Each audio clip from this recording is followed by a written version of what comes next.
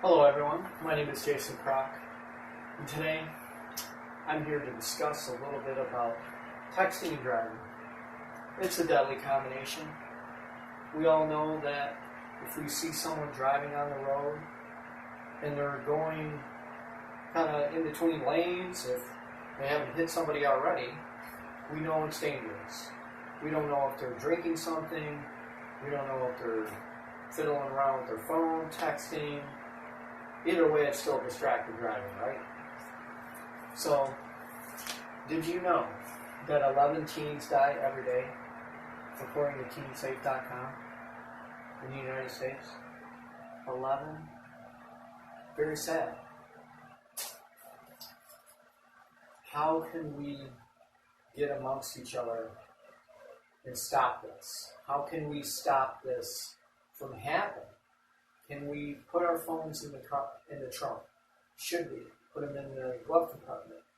Or just simply ask our passengers, hey, we need to all work together while we're driving. It's very simple, right? That's why I don't think everyone thinks it's a big deal. We don't think it's a big deal.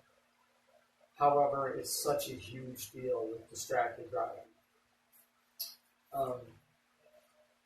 3,477 people died in 2015 due to distracted driving. That's according to TeenSafe as well.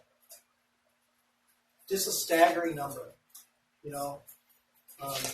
My friend in Canada, she said that there's a law right now that you can't even, any kind of distracted driving, whether it's eating something, drinking something, any kind of distraction, it's a ticket. It's the law. And they will stop you. As well they should, right? So I think it's so important. Can we establish a law?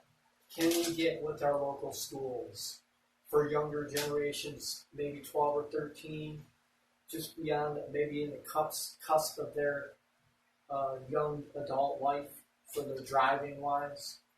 Can they learn? Absolutely, as long as we speak out. Speak out and be a voice. Speak out and be the reason of a solution that this can happen. So, can we develop safety classes? Absolutely. Should it be a law when we go get our license? Should there be a booklet that we get or a test that we need to pass? Maybe so. Because I think most people think they can get away with it, and that's why people do it. Also, another staggering stat, 19% of all drivers admit to surfing on the web. That's 19%. That's nearly a fifth of our nation, according to DoSomething.org. Isn't that a crazy stat? Can we just not be a prisoner of our cell phones? Just maybe for a half hour, an hour, or a couple hour ride. Crazy stats. Crazy stats. Can we make it a law just like drunk driving? Drunk driving killed almost 10,000 people in 2015. A little bit staggering, a little bit off track here, but it certainly ties in the texting and driving, because this should be just enforced just like it is drunk driving. There should be no questions asked. We have an obligation to save lives, guys.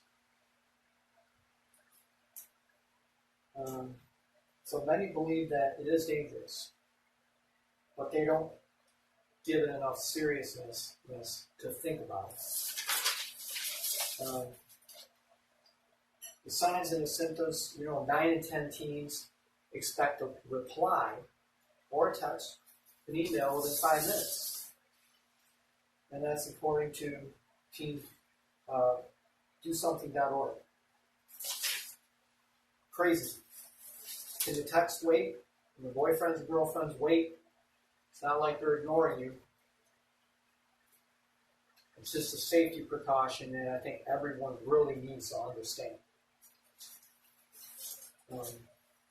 Usually 5 seconds is the amount of time to drive about 55 miles an hour. It's almost the length of a football field. So if you put your foot down, or put your foot down on the gas, and you're just fiddling around with your phone or whatever, 5 seconds, that's all it takes. The choice is yours, not the text and drive, guys. Can we take the pledge? Take a pledge. Encourage friends and family not to drive. Texting and driving. Drive phone free. Half hour. Shouldn't be a big deal, right, guys? Should be. But it is, according to the statistics that I listed that are here, this is such a serious issue, especially for younger people and beyond. There's 390,000 injuries each year from accidents caused by texting and driving. Just an insane amount. That's according to the National Highway and Traffic Administration.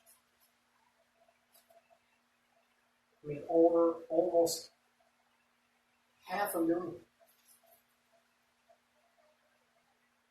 But it's a worldwide problem as well. We need to be interactive. We need to stop this. Just get together in groups. Have a little bit of a talk each week. Hey, can we just try to limit the social media or limit our notifications a little bit and shut things off that aren't quite as important? Maybe this should happen.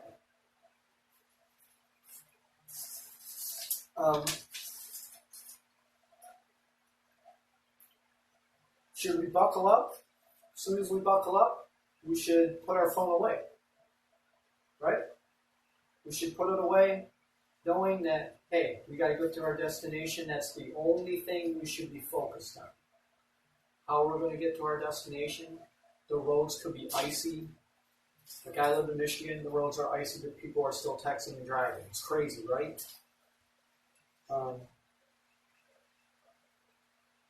So if we just take these simple steps, just get back with each other and say, hey, if we see a driver texting and driving, if we're in a car with them, say, hey, put the phone down, man. We're trying to get to our destination. You know? So it's important. And I think most people need to hear that. And these stats are staggering. My dad was involved in a head-on collision